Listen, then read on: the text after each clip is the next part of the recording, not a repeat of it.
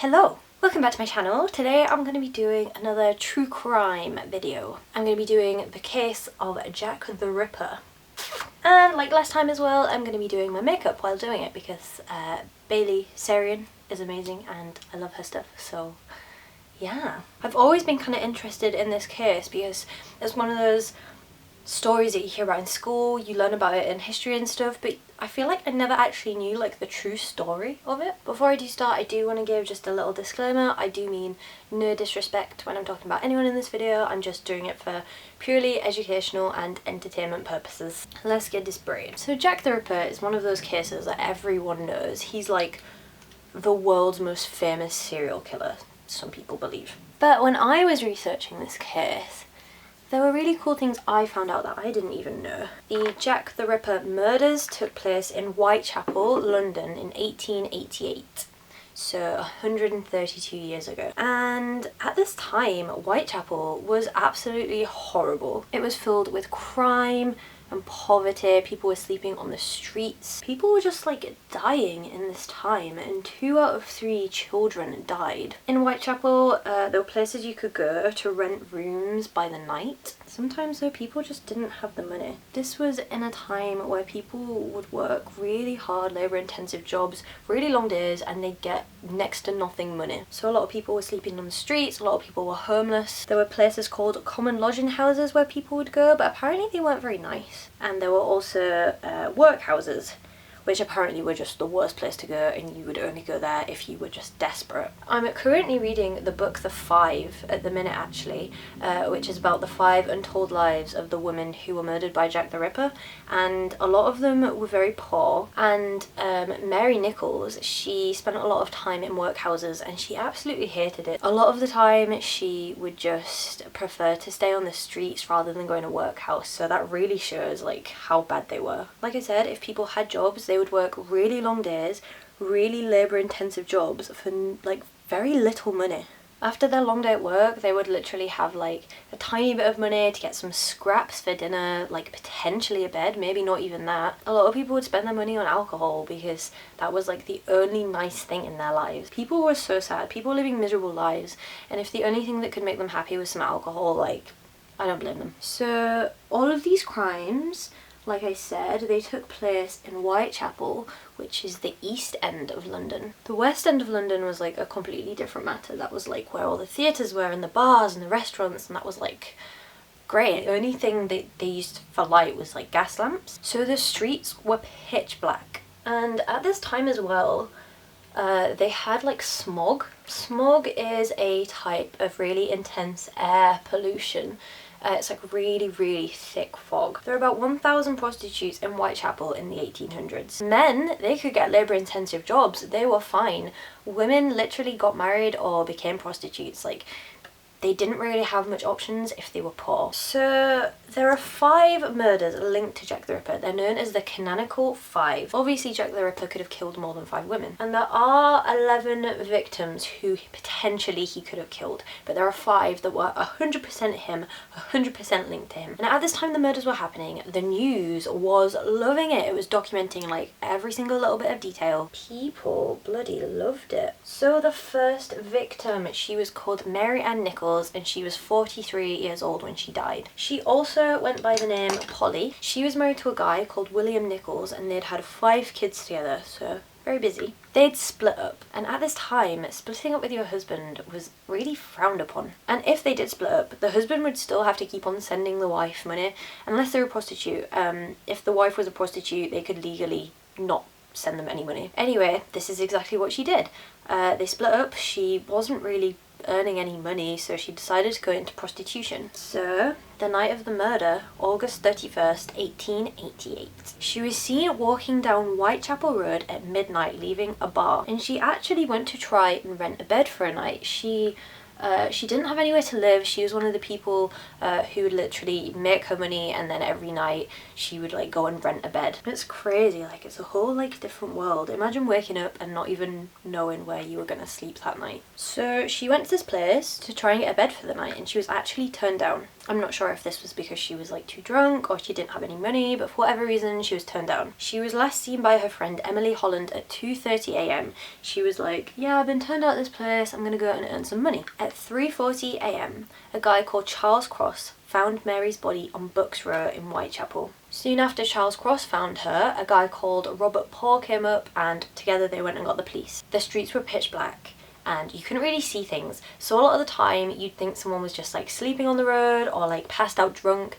They didn't realise what had exactly happened to her. So Mary was lying on her back. Her throat had been slashed twice and she had been disemboweled. And when a doctor came and examined her, he said she'd only been dead for about half an hour. Okay, second victim, Annie Chapman. She was born Eliza Ann Smith and she married a man called John Chapman. Fun fact about John Chapman is he was actually her relative on her mum's side, so nice bit of incest there for you. They had a child called Emily, but she died. Obviously, like I said, there was a lot of child deaths in this time, so it wasn't like unexpected, but it really like messed them up. They ended up splitting up, they ended up both turning to alcohol. So he would send her 10 shillings a week, and there are kind of disputes about why he stopped doing this. So one of the reasons is in 1886 he actually died, so he wouldn't have been able to send her shillings because he did. It was kind of rumoured that she was living with another man, and if like that was the case, obviously if he knew about that he would have stopped sending her money. So I don't know which one is the truth, but you know, they're both out there. Anyway, she wasn't getting any money at this point, so she decided to turn to prostitution like a lot of women were doing in that time. So yeah, she became a prostitute, and then on September the 8th, 1888, she was found dead. There had been one witness, her name was Elizabeth Long, and she said she'd seen Annie talking to a man about 5:30 a.m. on Hanbury Street. He was described as over 40, tall, dark hair, and wearing a deerstalker hat. At 6 a.m, her body was found in the garden of 29 Hanbury Street. She was found by a guy who lived there called John Davis. He was an elderly resident. He obviously immediately got a police officer. There were bruises on her chest, which indicated she had been pushed down to the ground with force. Her throat had been slit open again. Her abdomen was open. Her intestines were taken out and put over her shoulder. The uterus, 2/3 of her bladder, and her womb had been removed and were never found again. She was killed with a really sharp narrow blade. It would have been about 6 to 8 inches. She was last seen at 5:30 a.m. She was found at 6 a.m. So the killer had to have done this all within a very short space of time. So when they did a post-mortem, they came to the conclusion that this killer knew what he was doing. They kind of came to the conclusion that he was either a surgeon or was someone like a butcher who had like advanced knowledge of the human anatomy. This person knew what they were doing. They were clean, they were precise, and they knew where everything was. They even said in the post-mortem that even a trained surgeon, it would take them about an hour to perform what had been done to her, and this was probably done in 15 minutes. Apparently the only other evidence found at the scene was this leather apron. There was a guy around at the time known as Leather Apron. He was a butcher, and even when he wasn't at work, he would just walk around in this apron. Okay, so they had 2 people dead, and they linked the murders. All of the murders of Jack the Ripper, they all had their throats slashed. On the 17th of September, 1888, a letter arrived at the Central News Agency. So around the time of Jack the Ripper, a lot of letters were sent to the police and a lot of them were sent to the media.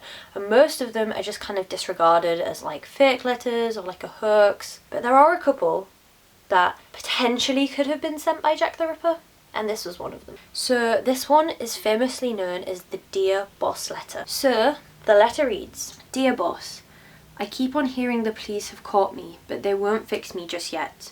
I have laughed when they looked so clever to talk about being on the right track.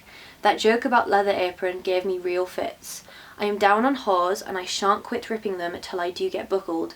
Grand work the last job was. I gave the lady no time to squeal. How can they catch me now? I love my work and want to start again. You will soon hear of me with my funny little games. I saved some of the proper red stuff in a ginger beer bottle over the last job to write with, but it went thick like glue and I can't use it. Red ink is fit enough, I hope. Ha ha. The next job I do, I shall clip the ladies' ears off and send them to the police officers, just for jolly, wouldn't you? Keep this letter back till I do a bit more work, then give it out straight. My knife's so nice and sharp, I want to get to work right away if I get a chance. Good luck, yours truly, Jack the Ripper. Wasn't good enough to post this before I got all of the red ink off of my hands, curse it.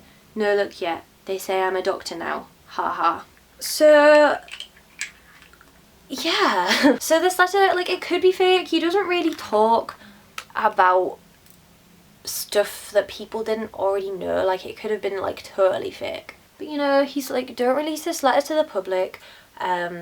I will prove to you that I am Jack the Ripper. The next person I kill, I'm going to cut her ears off and send them to the police. He even says ha ha, like he was like from 2020. So they received this letter on the 27th and they did what the letter said. They didn't release it just yet. They released it on the 1st of October. Some people think that this letter was a fake, that journalists made it up. So, third victim. On September the 30th, before the letter was released to the public, keep that in mind, the body of Elizabeth Stride was found at 1 a.m. on Berner Street. So Elizabeth Stride was Swedish, and 6 years before her death, she moved to Whitechapel. She had been a prostitute for quite a while compared to the other victims. She'd been doing this since like her early 20s. She had married a man called John Stride, and they had separated in 1881. That's kind of like a reoccurring theme of like people splitting up in these stories. An interesting fact about Elizabeth Stride is that she was a compulsive liar. So she told everyone 2 of her 9 kids had drowned in the River Thames in an accident when they didn't die, and actually she didn't have any kids. So, September 30th. At 11:45 she was seen on Berner Street with a man.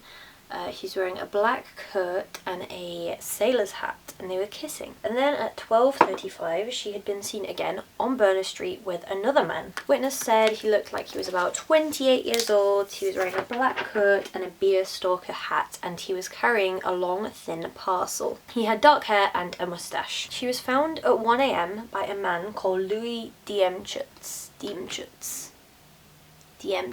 He was like going into this little square with like his pony and like a cart, and like I said, pitch black, remember. And he goes into this little square and his pony stops and just won't go any further, like shying away from something, like something's scaring it. He gets off to see like, oh well, what's in the way? And when he goes across and takes a closer look, he finds Elizabeth laying dead on the floor. He goes into a nearby pub and he gets some people to come and help him, and they go back to properly investigate. Her throat had been slashed just the once, but she was dead. They got the police and people were like, this is kind of like that Jack the Ripper guy. He's just like cut her neck. People thought that when Louis came in with his pony, Jack the Ripper was there and the horse had like sensed him. That's why the horse was like backing away, and Jack the Ripper had like escaped in the shadows. Also, her body was examined at 1:15 a.m. and her body had been dead for 15 minutes, meaning when she was found, she'd literally just been killed. Then something crazy happened. 45 minutes after the death of Elizabeth, another body was found. This was the murder of Catherine Eddowes. She was also known as Kate Kelly, and she had 3 children with a man called Thomas Conway, but people didn't think they were married. Like, it's not 100% certain if she was married. Again, she split up with this man in 1881, reoccurring theme of people breaking up with their partners. She moves to Whitechapel, she meets a guy called John Kelly, and she's just kind of like living in Whitechapel. She was well known in the Whitechapel area. She was a very jolly woman and she used to sing a lot. When people talk about the victims of Jack the Ripper, they always instantly associate them like they were all prostitutes. Catherine Eddowes wasn't a prostitute. And this is kind of a crazy story about how she died. Like, I feel so sorry for her. Like, I feel sorry for them all, but like, this could have been stopped. On the night of the 29th of September, she got really, really drunk. At 8 a.m, she was taken into the police station by some police officers, and they just kind of left her in a cell to sober up a little bit. They kept on checking on her every so often, you know, checking to make sure she's alright. And then at 1 a.m, on the 30th of September, they're like, yeah, you're sober enough now, you can go. If they just let her stay for the night, she would be alive. She wouldn't have died. At 1:35 a.m, 2 men leave a club on Duke Street and see Catherine Eddowes talking to a man on like a street corner. She's got her hand on his chest, and like, I don't know if she's like pushing this guy away, if she's like leaning on him because she's drunk, or if she's like, she knows this man, like, but they see her with her hand on this guy's chest. He's described around 30 years old, about 5'7". He's got a mustache, a grey coat, a Peaky Blinders cap and a red neckerchief. So at Mitre Square, this is where they found her body. Mitre Square, it was an enclosed area with terraced housing and like brick walls around it. And Catherine was found in the darkest corner of Mitre Square. She was found at 1:45 a.m. in this little corner by PC Edward Watkins. So this is literally 10 minutes after these guys saw her with that guy. So he most definitely killed her, right? She too had been slashed right across the neck and had been killed, thankfully, pretty much instantly. Like, it was probably some pain, but it was quick. This also meant no sound. This was quite a busy little square that she'd been killed on. There were police officers walking around because a woman had just been killed 45 minutes ago, so there was no sound. And her body was severely mutilated. Like, how did this guy do this in a square, people around, and no one saw him? Because it was pitch dark. So her body was mutilated, her face was completely mutilated, her skin was like flapping off of her face. Her uterus was removed, as well as one of her kidneys. She'd obviously been slashed open and her intestines were once again removed and placed over her left shoulder. 2 feet of her bowels were cut away and placed between her left arm and her body. Part of her ear was cut off and it was found a little bit further away. And I thought this was really interesting because in the letter that Jack the Ripper sent, he talked about cutting off her ears and sending them to the police. And this letter hadn't been released yet. This letter was released the next day. And what's very, very interesting about this murder is that when this guy had finished killing her and he left, he went back in the same direction where Elizabeth Stride was murdered. So he just walked past all these police officers who were looking for a killer and he just walked straight past them and no one even saw. Surely he would be covered in blood as well, right? Because he's slashed someone's neck open and like pulled all of their intestines out of their bodies. So like, how?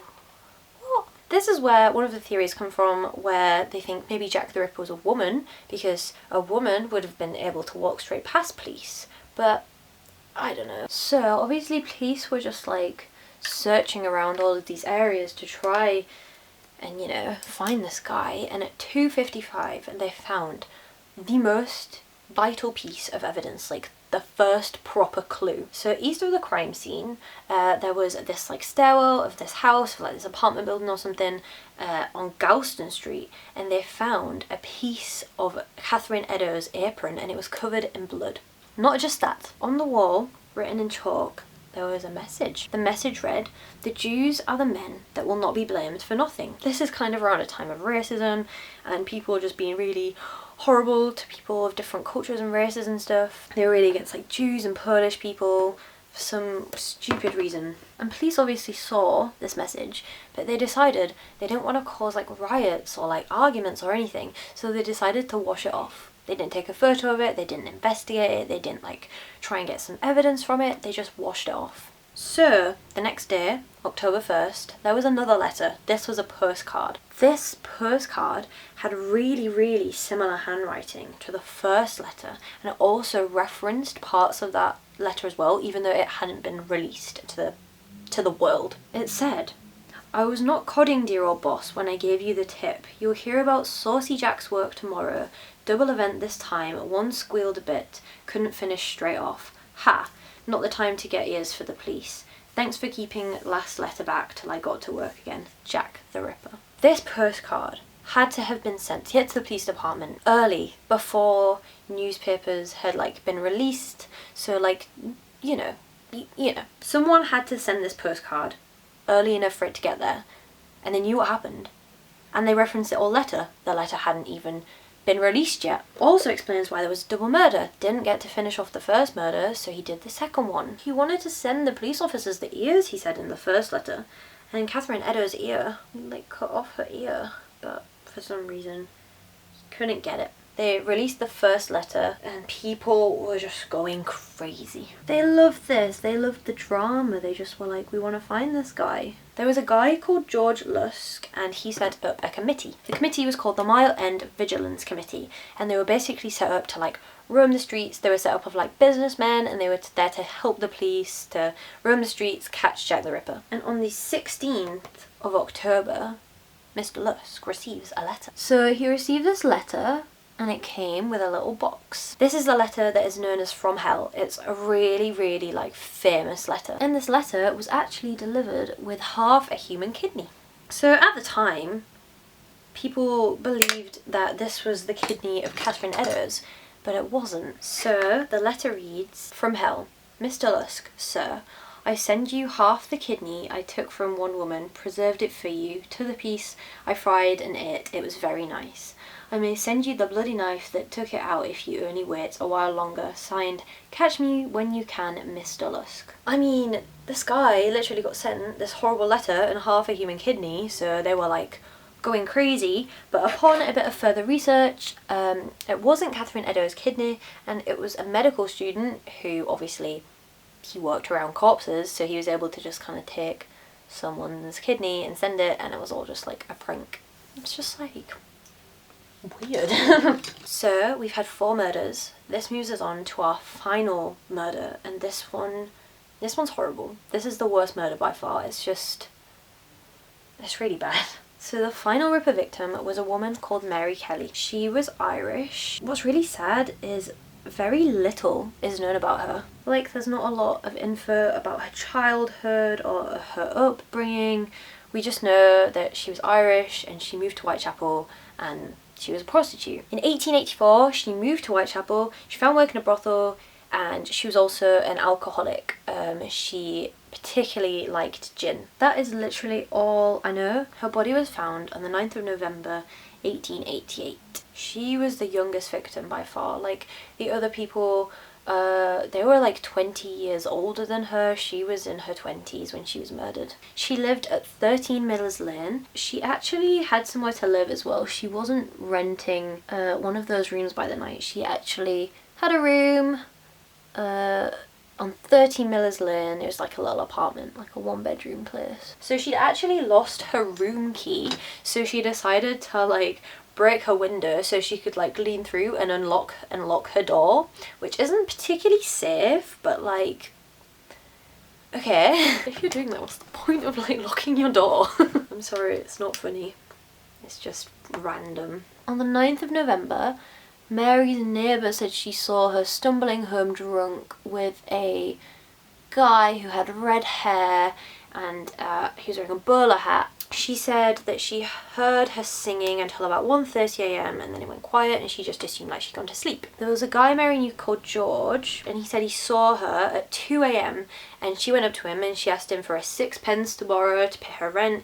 He was like, dude, I got no money. So she walks away and then he sees her talking to this man. They walk away together and George hears the man say to her, you'll be alright for what I've told you. And George got like a proper good look at this man, right? He said he had dark hair, a moustache, bushy brows, a Jewish appearance. He was around 5'6" and he was 30 to 35 years old, and he had a cap pulled down over his face. If he had a cap pulled down over his face, how did he see all of this stuff? You know? If Mary's neighbour saw her at 1:30 and said she went to bed, how did George see her at 2? Unless obviously Mary left, but like, those stories don't add up to me. George decides to follow Mary and this guy back to her house. He sees them go inside and he just sits there and watches the room. He doesn't like peek in or anything, but he just sits there outside of the room waiting, and then he leaves at 3 a.m. George leaves at 3 a.m. He just goes. So at 2:30 a.m. a witness reports seeing Mary outside of her apartment talking to a man. Apparently, she looked like she knew this man. Could have been George. George could be Jack the Ripper. Or, you know, maybe it was a customer. Maybe Jack the Ripper knew her. Right? Maybe.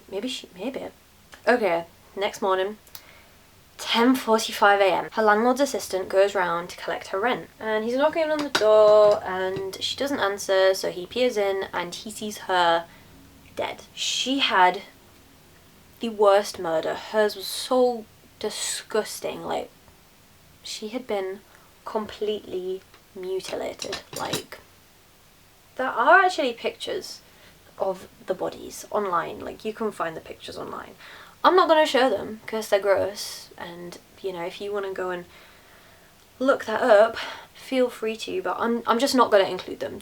They're just nasty. It looked like she had been killed in her sleep. She was wearing her nightgown, her like clothes had been folded at the end of her bed. She looked like she was calm. It didn't look like there was a struggle. Unless this person broke in to kill her while she was asleep, it kind of makes you believe she knew the person who killed her.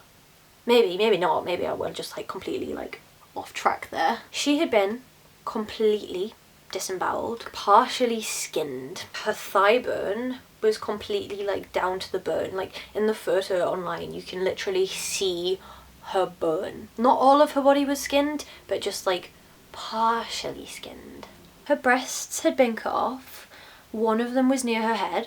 One of them was near her right foot. Her liver was by her feet, and her intestines were by the right side of her body. Her neck had been slashed so far down you could literally see her vertebrae. And her face was fucked. Her face had been completely mutilated. It had been slashed so much she was unrecognizable. And then after that, after she was killed, Jack the Ripper stopped. She was the last victim. Don't know what reason for. Like, Jack the Ripper could have died, he could have moved somewhere, he could have just, you know, like got his fix, done what he wanted to do, who knows. So, from the witness statements of everyone who saw Jack the Ripper, it's believed he was around 25 to 35 years old. He was around 5'5" to 5'7". He had a fair complexion with a moustache and dark hair. He often wore dark coats and hats. Had a thing for hats apparently. Scotland Yard actually released a statement about his description, saying he can be described in appearance perfectly sane, frighteningly normal, and capable of extraordinary cruelty. There are literally hundreds of suspects and pretty much zero traces, if we're being honest. We'll honestly probably never know who he was, but people are so desperate to find out. Like, people still are trying to find out who he was, like look at evidence. So that is all of the information about Jack the Ripper. So I'm just going to be talking about a few of the suspects, like some of the most famous suspects.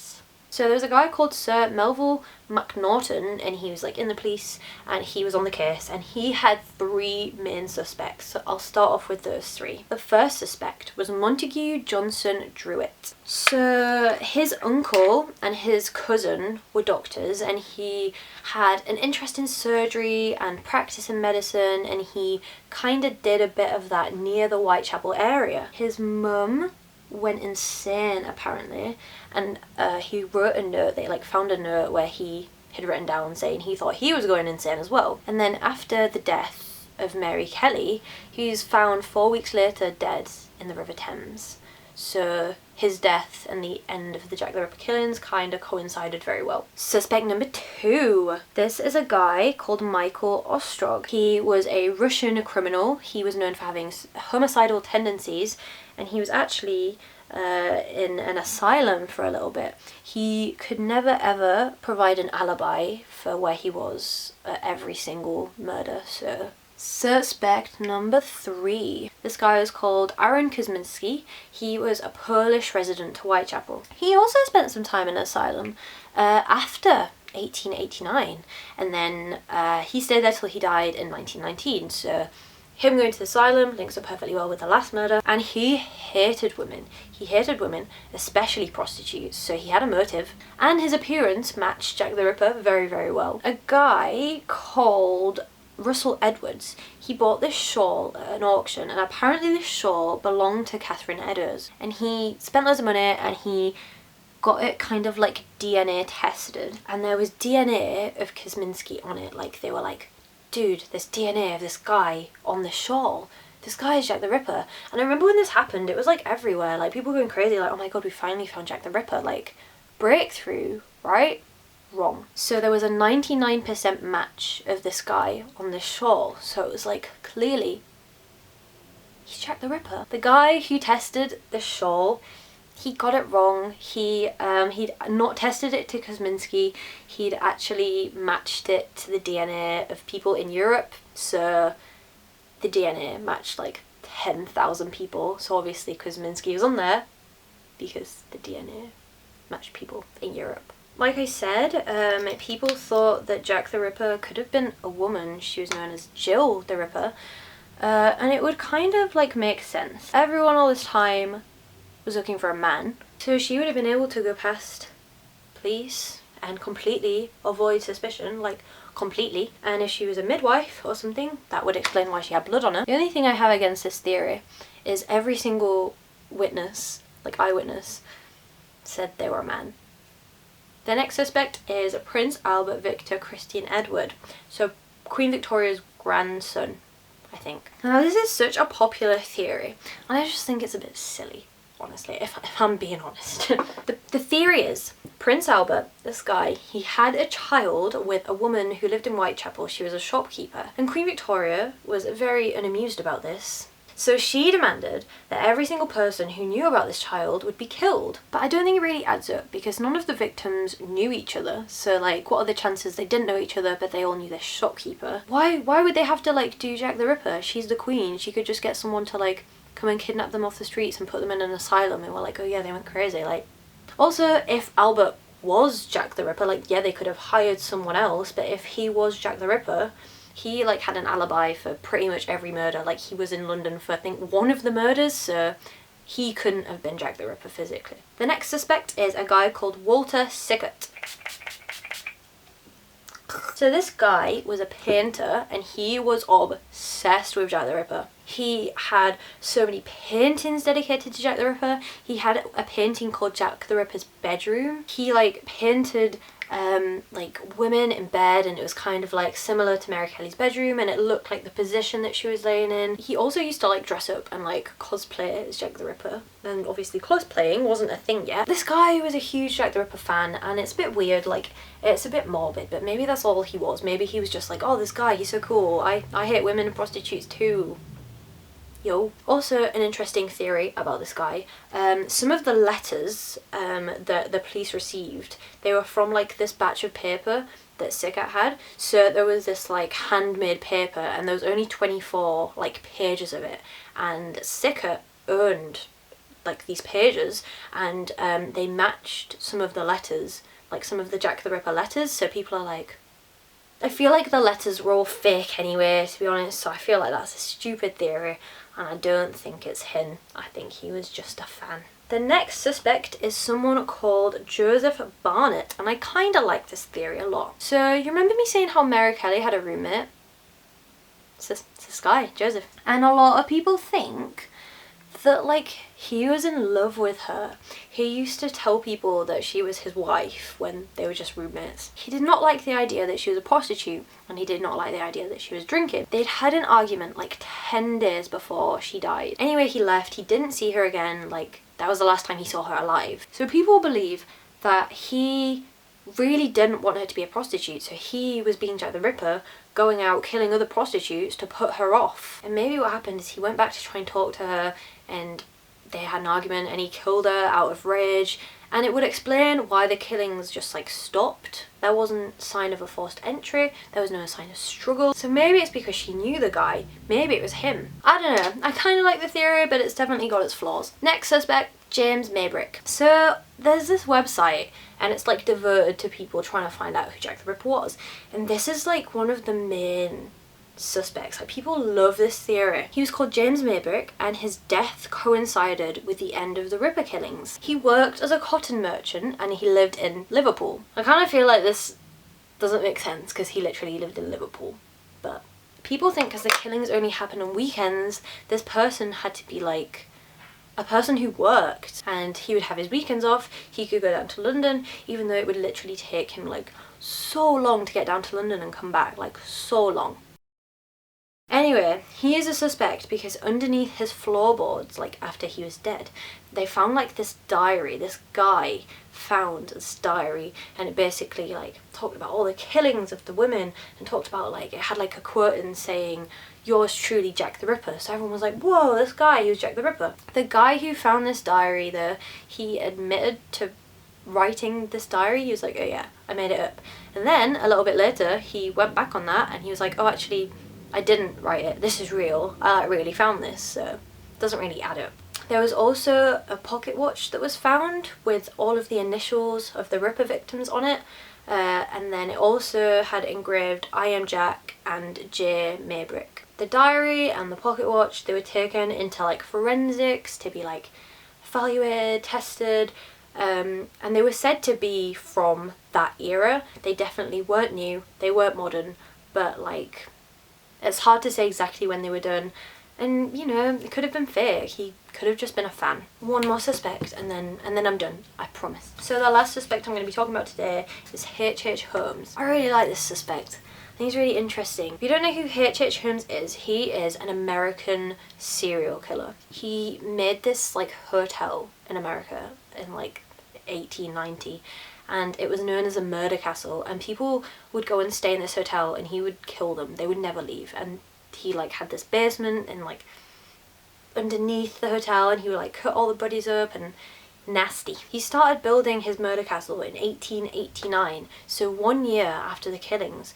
So a lot of people think like he went to London and he kind of wanted to do some practice. People might think like, oh, he's American, like what would he be doing in London? But he did go to London. I think he had friends there, and he had like a criminal record in England. He was also trained in anatomy. He went to medical school. He was like really interested in the idea of like human insides. His handwriting was actually tested against the Dear Boss letter, and they matched 99%. Apparently he was a Jew as well, so do you remember that note that was left on the wall about the Jews? Maybe he wrote that. Like, he's a serial killer, so he didn't really care about a lot of stuff, but maybe like he was like, whoa, don't we mean to Jews? His look fits the description as well. There was like a picture that they made about Jack the Ripper, what they thought he looks like, and he kind of looked like this man a lot. And it explains why the killings would have stopped, because once he killed Mary Kelly, he would have gone back to America to build his murder castle. The accent is an issue because he's American, not British, but like he literally could have faked a British accent, and that's it. Like, I kind of like the H.H. Holmes case, but it's probably not him. It's probably not anyone I've talked about. It's probably just like some random guy, just some normal, average guy who completely got away with it, and we'll never know. Hello, I have changed my t-shirt and it's all changed a little bit. Basically, my card died, so I couldn't film an outro. I was just gonna say, I hope you enjoyed this video. I would love to hear your theories on who Jack the Ripper could have been, and yeah, thank you so much for watching, and I will see you in the next video.